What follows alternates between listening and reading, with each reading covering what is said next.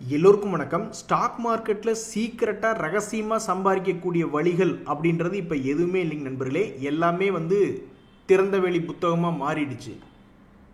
But அதை யார் follow பண்ணுறாங்க அப்படின்றத முக்கியம். ஒரு நண்பர் சொல்கிறாரு, ஸ்கேல்பிங் இன்வெஸ்டிங் பண்ணுறது தான் ப்ராஃபிட் இருக்குது, மற்றதெல்லாம் டவுட்டு தான் அப்படின்றாரு. உண்மைதான். இவர் சொல்லக்கூடிய கருத்துக்களுக்கு ஆதாரம் என்பது இருக்குது. செபி என்ன சொல்கிறாங்கன்னா, இந்த ஹை ஸ்பீடு ட்ரேடர்ஸ் ஸ்கேல்பிங் அப்படின்னாக்க ஏதாவது ஒரு இண்டெக்ஸோ அல்லது ஏதாவது ஒரு இன்ஸ்ட்ருமெண்ட்லையோ டக்குன்னு ஒரு பொசிஷன் எடுத்து 2 to 3 நிமிஷத்துக்குள்ளேயே அதை விட்டு லாபமோ நஷ்டமோ வெளியே வர்றதான் இந்த ஹை ஸ்பீட் ட்ரேடிங் அல்லது ஸ்கேல்பிங் அப்படின்றது. ஸோ செபியினுடைய கடந்த கால ஆய்வில் அந்த மெத்தடில் தான் பயங்கரமாக சம்பாரிச்சிருக்காங்க அப்படின்ற ஒன்று சொல்கிறாங்க. அதே மாதிரி முதலீடை பொறுத்த வரைக்கும் எல்லார்த்திட்டையுமே ஆதாரம் இருக்குது. மியூச்சுவல் ஃபண்டில் 10-15 வருஷமாக இன்வெஸ்ட்மெண்ட் பண்ணிட்டு வர்றவங்க அல்லது டைரெக்டாக ஸ்டாக் மார்க்கெட்லேயே 10-15 வருஷமாக நல்ல பங்குகள் இன்வெஸ்ட்மெண்ட் பண்ணவங்க எல்லாருமே அந்த லாங் டேர்ம் இன்வெஸ்டிங் அப்படின்றதுல லாபகரமாக தான் இருக்காங்க. நம்ம நண்பர் சொல்கிறாரு, 9 வருஷமாக நான் மார்க்கெட்டில் இருக்கிறேன், இப்போ தான் மார்க்கெட்டினுடைய மூவ்மெண்ட் எப்படி போகும் அப்படின்றது என்னால் கணிக்க முடியுது அப்படின்றாரு. அவர் எந்த மெத்தடை யூஸ் பண்ணுறாரு அப்படின்றது தெரில. பட் இந்த முதலீடுகளை பொறுத்த வரைக்கும், இன்வெஸ்ட்மெண்ட் பொறுத்த வரைக்கும் நிறைய பேர் அதில் மொமெண்டம் இருக்கா, ஏதாவது ஒரு ஸ்டாக்ல மொமெண்டம் இருக்கா. ஒரு உதாரணத்துக்கு இந்த 2 days மூவிங் ஆவரேஜை தாண்டும் பொழுது அவன் வீக்லேருந்து பாசிட்டிவ் சைடு போகிறான், அப்போ அந்த ஸ்டாக்குக்குள்ள ஒரு மொமெண்டம் வருது. அந்த மாதிரி மொமெண்டம் வரும்பொழுது இந்த ஸ்டாக் மேலே ஏறுமா அப்படின்ற மாதிரி நிறைய பேர் யோசிச்சு பார்ப்பாங்க. ஒரு உதாரணத்துக்கு டைட்டன் ஒரு பங்கு இருக்குன்னு வச்சுக்கிங்களேன். இதுக்கு முன்னாடியெல்லாம் ஒரு காலத்தில் மேல் நோக்கி ஏறின கம்பெனி தான் டாடா குரூப் கம்பெனி தான். சமீபத்தில் 2 days மூவிங் ஆவரேஜ் அப்படின்றது தாண்டறதுக்கு முயற்சி செய்கிறான். அப்போ இதில் ஏதாவது மொமெண்டம் வருமா, இல்லை மொமெண்டம் மறுபடியும் பிரேக் டவுன் ஆகி கீழே போயிடுவானா அப்படின்றது மாதிரி தெரியாது. சன்ஃபார்மா அப்படின்ற பங்கு அவனுமே இந்த மாதிரி 2 days மூவிங் ஆவரேஜை தாண்டி வரான். இந்த மாதிரி தாண்டி வரும்போது ஏதாவது ஒரு மேஜிக் நடக்கணும்னு நண்பர்களே. இந்த மாதிரி ஒரு மொமெண்டம் அவன் தாண்டும் பொழுது கரெக்டாக அந்த இடத்துல ஏதாவது ஒரு நியூஸ் அந்த மாதிரி வரணும். அப்படி நியூஸ் வரலையா, கடைசிக்கு அது ஏதாவது புல்லிஷ் ட்ரெண்டாக அந்த மார்க்கெட்டே புல்லிஷ் மார்க்கெட்டாக அமையணும். அல்லது வேற ஏதாவது ஒரு கான்செப்ட் அப்படின்றது ஒரு மேஜிக் மாதிரி நடந்து அந்த 2 days மூவிங் ஆவரேஜ் தாண்டோனே அப்படியே மார்க்கெட் அவனை தூக்கி விடணும். இங்க பாருங்க, ஜொமேட்டோ அப்படின்ற ஒரு பங்கு அவனை ஒரு காலத்தில் 2 days மூவிங் ஆவரேஜுக்கு மேலே கிளீனாக ரொம்பவுமெல்லாம் அவன் தடுமாறவே இல்லை. ஒரு முறை கிட்டத்தட்ட 160 ரூபா லிஸ்ட் ஆனதுலேருந்து 160 ரூபா வரைக்கும் போனவன் கீழே 40 ரூபா ரேஞ்சுக்கெல்லாம் கீழே விழுந்துட்டான். அதுக்கப்புறம் அந்த 2 days மூவிங் ஆவரேஜை ஒரு முறை தாண்டுற மாதிரி வந்திருக்கான். அப்படி தாண்டின பிறகு ஒரு மிகப்பெரிய ஒரு மேஜிக், அங்கிருந்து 60 ரூபாயிலிருந்து ஏற ஆரம்பிச்சவன் நிற்காம எந்த இடத்துலையுமே ஒரு தங்கு தடை இல்லாமல் அந்த மொமெண்டம் பிடிச்சவன் அப்படியே மேல் நோக்கி கிட்டத்தட்ட 238 ரூபா வரைக்கும் வந்தான். அதுக்கப்புறம் அவனால் அந்த மாதிரி மொமெண்டமே பிடிக்க முடியல. அதுக்கப்புறம் முயற்சி செய்யறான் மேலே ஏறக்கு, அதுக்கப்புறம் பிரேக் டவுன் ஆயிடுது. அந்த மேஜிக் என்பது கடைசியில் நடக்கவே இல்லை. கிட்டத்தட்ட 4-5 முறை நடக்காம இப்போ மறுபடியும் மேலே ஏறக்கு முயற்சி அப்படின்ற மாதிரி காட்டுறான். ஸோ சமீபத்தினுடைய மார்க்கெட் மேல் நோக்கி வந்ததுனால பல்வேறு பங்குகளில் இந்த மாதிரி மொமெண்டம் என்பது பிக்கப் ஆகுது. அந்த மொமெண்டம் கண்டினியூ ஆகுமா இல்லை அப்படியே மறுபடியும் திரும்பிடுமா அப்படின்றது பொறுத்திருந்து பார்த்தா தான் தெரியும். இந்த சமயத்தில் உங்களால் எந்த மெத்தடில் ப்ராஃபிட் பண்ண முடிஞ்சுது, இதுதாங்க நல்ல மெத்தட் அப்படின்ற மாதிரி நீங்கள் எக்ஸ்பீரியன்ஸ் பண்ணீங்கன்னா பதிவிடுங்க. எனக்கெல்லாம் எப்படின்னா, ஒரு மார்க்கெட்டில் ஒரு சப்போர்ட் ஒன்று கிரியேட் பண்ணுறான்னு வச்சுங்களேன், அப்போ இந்த இடத்துல ஒரு எஸ்ஐபி போன்ற முறைகளெல்லாம் ஆரம்பிக்கும் பொழுது அவன் திரும்பி மேல் நோக்கி ஏறி வந்தாலும் லாபம், அல்லது ஒருவேளை அவன் கீழே போயிட்டு மறுபடியும் அவனுடைய ரெசிஸ்டன்ஸ் வந்தாலும் லாபம். ஸோ 2 சினாரியோ அப்படின்றது காப்பாற்றி விடக்கூடிய சினாரியோவாக இந்த சப்போர்ட்டில் வரும்பொழுது எஸ்ஐபி ஆரம்பிக்கிறது என்பது மேபி உதவிகரமாக இருக்கலாம். ஒருவேளை இந்த 2 சினாரியோ இல்லாமல் தொடர்ந்து கீழ் நோக்கியே போயிட்டு இருந்தானாக்கா அது ஒரு கும்பா சினாரியோ, அது கடவுளே நினைச்சாலும் கும்பா தான். ஆனால் ஸ்டாக் மார்க்கெட்டை பொறுத்த வரைக்கும் இந்த மாதிரி ஒரு முன்னணியில் இருக்கக்கூடிய எந்த பங்குமே இப்படி கும்பா, ஏதாவது ஒன்று எடுத்து எக்ஸாம்பிள் காட்டுங்க, இப்படி தொடர்ந்து கீழே இறங்குற மாதிரியே எதுவுமே இருக்காது. நீங்கள் ஏதாவது இந்த வழக்குகளில் சிக்கிக்கிட்ட இந்த பிசிஜி, ஜென்சால் இன்ஜினியரிங் எல்லாம் ஒரு முன்னணி கம்பெனிலாம் சொல்ல முடியாது. அவன் வழக்குகளை சிக்கிட்டானாவே அது கும்பா தான். நீங்கள் வேற ஏதாவது ஒரு நிஃப்டி இண்டிசஸ்ல இருந்த ஒரு பங்கு இப்படியே கீழ் நோக்கி போனான்னு உங்களால் எதையுமே உதாரணம் சொல்ல முடியாது. என்னை பொறுத்த வரைக்கும் 2 ஷேர், இந்த யூபிஎல்னு ஒரு ஷேரு, அதே மாதிரி ஜீல் அப்படின்னு ஒரு ஷேர், இதெல்லாம் இண்டெக்ஸ்ல இருக்கக்கூடிய பங்குகள். இதுல எவனாவது இப்படியே கீழே விழுந்திருக்கானா அப்படின்ற மாதிரி போய் பார்த்தோம்னு வச்சுங்களேன், அந்த மாதிரி கூட இல்லை. யூபிஎல் அப்படின்ற பங்கு 2021 இருந்து ஒரு மாதிரி அப்படியே கீழே இறங்கி வந்துட்டு இருந்தவன் இப்போ 2024 400 ரூபா ரேஞ்சில இருந்து 656 வரைக்கும் போயிருக்கான். இடையிலேயும் அவன் பல முறை கீழே இறங்கினா ஏறதாவும் கீழே இறங்கினா ஏறதாவும் பல முறை சில வேலைகளை பண்ணியிருக்கான். இந்த ஜீல் அப்படின்ற பங்குமே 2022 இருந்து பாத்தீங்கன்னாக்கா அவனுக்கு கீழே இறங்கினா ஏறுவதும் கீழே இறங்கினா ஏறுவதும் கீழே இறங்கினா ஏறுவதும் அந்த வேலையை தான் பண்ணிக்கிட்டு இருக்கான். இருந்தாலும் இது போன்ற பங்குகளை நீங்க ஏன் பிடிக்கிறீங்க? யூபிஎல்லாவே இருக்கட்டும், அது சில இடங்கள்ல நெகட்டிவ் அப்படின்னு லாஸ் மேக்கிங் காமிக்கும் பொழுதே அதுக்குள்ள ஏன் போய் தண்டவாளத்துல தலை கொடுக்கணும் அப்படின்ற மாதிரி ஜீல் அப்படின்ற கம்பெனியுமே ஏதாவது ஒரு சில நேரங்களில் நஷ்டம் அப்படின்னு செய்யும் பொழுதோ அல்லது அந்த ஷேர் ஹோல்டர்களுக்குள்ள ஏதோ ஒரு பிரச்சனை, minority share holder majority share holder என்ன மாத்தி மாத்தி சொல்லிக்கிறாங்களா அப்படின்ற பிரச்சனை வரும் பொழுதோ அந்த தண்டவாளத்துல ஏன் போய் தலை கொடுக்குறீங்க? ஸோ ஒரு நல்ல கம்பெனியாக இருக்கும் பொழுது இப்படி அவன் ஏதாவது ஒரு சப்போர்ட்ல இருந்து எஸ்ஐபி என்பதை ஸ்டார்ட் செய்யும் பொழுது அவன் மேல் நோக்கி போறக்கூடிய சினரியா இருந்தாலும் தப்பிக்கக்கூடிய வாய்ப்பு என்பது இருக்கு. கீழே போயிட்டு மறுபடியும் அதே லெவல் வந்துனா கூட தப்பிக்கக்கூடிய வாய்ப்பு என்பது இருக்கு. அவன் பெரும்பாலும் இப்படி தொடர்ந்து கீழ் நோக்கி போகக்கூடிய வாய்ப்புகளே என்பது ரொம்பவுமே கம்மி. ஸோ என்னை பொறுத்த வரைக்கும் இன்வெஸ்ட்மெண்ட்ல ஒரு அளவுக்கு ப்ராஃபிட் தரக்கூடிய ஸ்ட்ராட்டஜி என்பது இந்த மாதிரி சப்போர்ட்ல இருந்து எஸ்ஐபி என்பதை ஆரம்பிக்கிறது தான். இவருக்கு ஒரு நண்பருக்கு டாக்டர் ரெட்டியை கொஞ்சம் எழுப்பி விடுறான். அது வந்து அதனுடைய பிரைஸ் வச்சு பார்க்கும் பொழுது அது ஒரு மோசமான ஸ்டாக் என்பதே கிடையாது நண்பர்களே. எத்தனையோ பங்குகள் தொடர்ந்து கீழ் நோக்கி போய்கிட்டு இருக்கல. இந்த 2025 கூட அவன் 50 days மூவிங் ஆவரேஜை டச் பண்ற மாதிரி கிட்டத்தட்ட 4 முறை வந்திருக்கான். அப்படின்னா என்ன அர்த்தம்னா எவ்வளவு தூரம் அவன் கீழே இறங்கினாலும் இமிடியேட் ரேஞ்ச் 21 days மூவிங் ஆவரேஜோ அல்லது 50 days மூவிங் ஆவரேஜோ திரும்பி வந்து தொடரானாவே அவனுக்குள்ள டிமாண்ட் அண்ட் சப்ளை என்பது அப்பப்போ ஆக்டிவேட் ஆகிக்கிட்டே தான் இருக்கு அப்படின்ற மாதிரி அர்த்தம். என்ன ஒரே ஒரு பிரச்சனைனா இது போன்ற செக்டர்ல ஏதாவது தகவல் இருக்கு அப்படின்னு பார்க்கணும். அந்த வகையில் வந்து இந்த ஃபார்மா கம்பெனிகளுக்கெல்லாம் வந்து டேரிஃப் போடுவாங்களா இல்லையா என்ன ஏதுன்னு ஒரே பிரச்சனையா போயிட்டு இருக்கிறதுனால தான் தற்போதைக்கு இவனுக்குனால மொமெண்டம் என்பது பிடிக்க முடியல. அதனால எந்த ஒரு சமயத்துல ரெசிஸ்டன்ஸ் கிட்ட வந்தாலும் அவன் மேல மண்டை மேல கொட்டி அவனை பிடிச்சி கீழே இறக்கி விட்டுக்கிட்டே இருக்காங்க.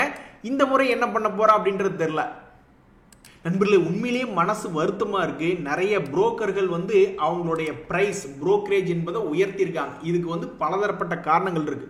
அவங்களுக்கு கிடைக்கக்கூடிய ரிபேட்ல வந்து சில மாற்றங்கள் வந்ததுனால அவங்க சைடுமே கொஞ்சம் பிரச்சனையா இருக்கு. அதனால வந்து முதல்ல இருந்த மாதிரி இல்லை, எல்லாத்துக்குமே ஈக்குவலான ஒரு புரோக்கரேஜ் ஸ்ட்ரக்சர் வர்ற மாதிரி தான் நிறைய புரோக்கர் இப்போ பண்ணிட்டாங்க.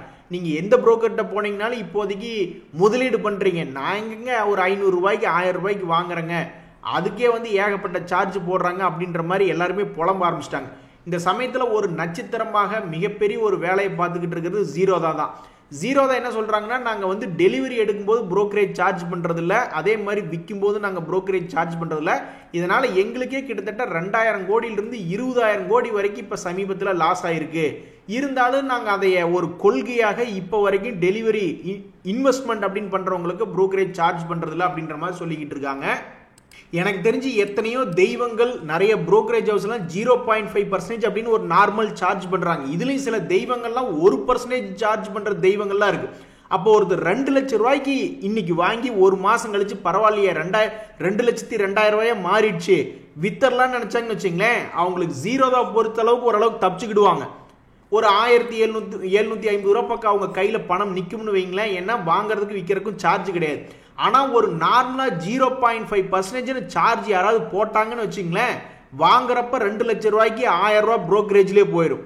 விற்கிறப்ப 2,02,000 ரூபாய்க்கு நம்ம பரவாயில்லையே 2000 ரூபாய் லாபம் சொல்லி விற்போம். ஆனா விற்கிறப்ப புரோக்கரேஜ்ல மறுபடியும் ஒரு 0.5% பிடிச்சாங்கன்னா அப்போ ஒரு 1000 ரூபாய் போயிடும். ஆக மொத்தம் நம்மளுக்கு 2000 ரூபாய் நம்ம சம்பாரிச்ச மாதிரி தெரியும். ஆனா அந்த 2000 ரூபாய் புரோக்கரேஜ்லேயே கும்பா பாடிட்டு போயிடும். ஸோ சுவர் இல்லாமல் சித்திரம் எழுத முடியாது அப்படின்ற மாதிரி புரோக்கர்கள் இல்லாமல் நீங்கள் எக்ஸ்சேஞ்சில் டைரெக்டாக வாங்கி விற்கிறதுக்கு எப்படி சாத்தியம் அப்படின்றது எனக்கு தெரியல. ஸோ புரோக்கர்கள் மூலியமாக அந்த ட்ரேடிங் மெம்பர்கள் மூலியமாக தான் நம்ம எதாக இருந்தாலும் பண்ணிக்கிட்டு இருக்கோம். அப்போ இந்த சமயத்தில் நீங்கள் சர்வீஸ் வாங்குற ஒரு இடமா இருக்குன்னு வச்சுங்க, அதை எக்ஸிக்யூட் பண்ணுற இடம் ஜீரோதாவா நீங்கள் வச்சுக்கிட்டீங்கன்னாக்கா 2 லட்சம் ரூபாய்க்கு வாங்கி 2,02,000 ரூபாய்க்கு விற்றீங்கன்னாக்கா 1,750 ரூபா வரைக்கும் உங்கள் பாக்கெட்டில் பணம் கிடைக்கும். இதுவே ஒரே புரோக்கர்ல 0.5% சார்ஜ் பண்ற புரோக்கராக இருந்ததுன்னா நீங்க 2 லட்சம் ரூபாய்க்கு வாங்கி 2,02,000 ரூபாய்க்கு வித்தீங்கன்னா பணம் பத்தாது. அதுக்கும் மேல லாபம் வச்சு வித்தீங்கன்னா தான் உங்க அக்கௌண்ட்டுக்கு ஓரளவுக்கு நல்ல பணம் வரும். இனி ஜீரோதா எப்ப மற்ற புரோக்கர்கள் மாதிரியே டெலிவரிக்கும் சார்ஜ் பண்ண போறான்னு தெரியல. அது வரைக்கும் பணம் மிச்சம்ட்டு போக வேண்டியதான் நண்பர்களே. எஸ்ஐபியினுடைய மேஜிக் என்பது பாருங்க, இந்த எஸ்ஐபி வந்து மியூச்சுவல் ஃபண்ட்ல போடுறது மட்டும்தான் அப்படின்ற மாதிரி நினைச்சுக்கிட்டு இருக்காங்க. அப்படி கிடையாது. நீங்க ஒரு ஆர்டி போடுறீங்க பேங்க்ல அல்லது எல்ஐசியில் ஒரு பாலிசியில் வந்து 3 மாதத்துக்கு ஒருக்க 6000 ரூபாய் அப்படின்ற மாதிரி கட்டிக்கிட்டு வரீங்கன்னா எல்லாமே சிஸ்டமேட்டிக் இன்வெஸ்ட்மெண்ட் பிளான் தான். ஒருத்தர் பிட்காயினில் பெரிய ஹை ரேட்டில் போய் மாட்டிக்கிட்டார். கடைசியில் எஸ்ஐபி பண்ணி கடைசியில் ஏவரேஜ் ப்ரைஸ் 79,000 ரூபாய்ன்னு கொண்டு வந்திருக்காப்ல. ஸோ எந்த ஒரு இன்ஸ்ட்ருமெண்ட்லையுமே இந்த எஸ்ஐபி என்பது ஒர்க் ஆகிறதுக்கு வாய்ப்புகள் இருக்கு. நண்பர்களே, ஸ்ரீதேவி அப்படின்னு பேர் இருக்குன்னு வச்சுங்களேன், ஒரு கல்யாண புரோக்கர் கொண்டு வந்து கொடுத்தாருன்னா அடடா பேர் நல்லா இருக்கு அப்படின்ற மாதிரி நினைச்சிட்டு கல்யாணம் பண்ணிடுவாப்ல. அதாவது ஒரு படத்துல கவுண்டமணி அவர்கள் வந்து ஸ்ரீதேவி நடிகை அவர்களுடைய போட்டோ பார்ப்பாப்ல, போட்டோ பார்த்துட்டு கல்யாணம் பண்ற மாதிரி ஒரு நண்பர் வந்து ஜென்சால் இன்ஜினியரிங்ல வந்து நான் போய் மாட்டிக்கிட்டேன், நிறைய பேர் மாட்டிக்கிட்டு இருக்காங்க. அதே மாதிரி நான் எப்படி போய் நான் மாட்டினேன் அப்படின்னாக்கா, பிர்லா டயர்னு ஏதோ ஒரு பங்கு பார்த்துக்கிட்டு இருந்தா அது பிர்லா குரூப் நினைச்சிட்டு அதுல போய் மாட்டிக்கிட்டேன். கடைசியில் பார்த்தா அந்த பங்கு கும்பா ஆயிடுச்சு அப்படின்ற மாதிரி சொல்றாரு. இது ஸ்கிரீனர்னு ஒரு வெப்சைட் இருக்கு நண்பர்களே, அதுல போயிட்டு நீங்க இந்த முதலீட்டாளர்ல போய் பார்த்தீங்கன்னா யார் அந்த கம்பெனியை ப்ரொமோட் பண்ணியிருக்காங்க, அதாவது அந்த யார் ஃபவுண்டிங் பண்ணியிருக்காங்க, அதில் எஃப்ஐஎஸ் யாராவது ஹோல்டு பண்ணிட்டு இருக்காங்களா, டிஎஸ் யாராவது ஹோல்டு பண்ணிக்கிட்டு இருக்காங்களா அப்படின்ற தெளிவான தகவல்களை பார்த்துக்க முடியும். நீங்க போடுற திட்டமே ரொம்ப தப்புயா அப்படின்ற மாதிரி ஒரு நண்பர் என்ன சொல்றாருன்னா, அது எப்படிங்க உங்களுக்கு எல்லா கம்பெனியும் வருஷமான இப்படி ப்ராஃபிட் பண்ணி போய்கிட்டே இருப்பா, எப்படிங்க இப்படி சாத்தியம் அப்படின்ற மாதிரி சொல்றாப்ல. அது உண்மைதாங்க. நீங்க கேட்குற கேள்வி எங்களை ரொம்பவுமே யோசிக்க வைக்குது. ஆனால் இந்த ஊர் உலகத்தில் யாருமே அதுக்கு ஒத்துக்க மாட்டாங்க. ஸ்டாக் மார்க்கெட் அப்படின்றது ரிஸ்க் எடுக்கிறோம். ஸோ அந்த ரிஸ்க்கு ரிட்டர்ன் கிடைக்கணும் அப்படின்றதுக்காக எல்லா கம்பெனிலையும் ஃபியூச்சரில் இப்படி ஏறிக்கிட்டே இருக்கிற மாதிரி தான் அவங்களுடைய லாபத்தை காட்டுவாங்க அப்படின்றத வச்சு தான் அடிப்படையாக ஸ்டாக் மார்க்கெட் ஓடிக்கிட்டு இருக்கு. இப்போ இன்ஃபோசிஸ் அப்படி தானே பண்ணியிருக்கான். இன்ஃபோசிஸ்னுடைய கடந்த 10 வருஷ முடிவுகள் நீங்கள் எடுத்து பார்த்தீங்கன்னா 10,000, 12,000, 13, 14, 16, 19, 22, 24, 26ன்னு அவட மேல் நோக்கியே தான் ஏற்றிக்கிட்டு இருக்கான். இப்போதான் கொஞ்சம் சுமாராக போன வருஷனுடைய ரிசல்ட்டை தான் இப்பவும் கொடுத்துருக்கான். அதுக்கு மிக முக்கிய காரணம் அமெரிக்காவில் வந்த சில பிரச்சனைகள் தான். ஆடாடா, ஒரு நண்பருக்கு இன்னுமே 12 லட்ச ரூபா போர்ட்ஃபோலியோ நண்பர்களே 2 லட்ச ரூபா லாஸ்ல தான் இருக்கு. இண்டெக்ஸ் தான் ஏறிக்கிட்டு இருக்கு, ஆனால் போர்ட்ஃபோலியோவை ஏற்ற மாட்டேன்றானுங்களே அப்படின்ற மாதிரி ஃபீல் பண்றாப்ல. நண்பர்களே, பாண்டிச்சேரியிலிருந்து யாராவது வீடியோஸ் பார்த்துக்கிட்டு இருக்கீங்களா? பாண்டிச்சேரியில் ஒரு ஸ்கேம் போய்கிட்டு இருக்கு. இந்தாங்க ஷேர் மார்க்கெட்டில் ஏகப்பட்ட பணம் சம்பாதிக்கலாம்னு சொல்லிட்டு அவங்களே ஒரு ஆப் ஒன்று இன்ஸ்டால் பண்ணி விட்டுருவானு போல.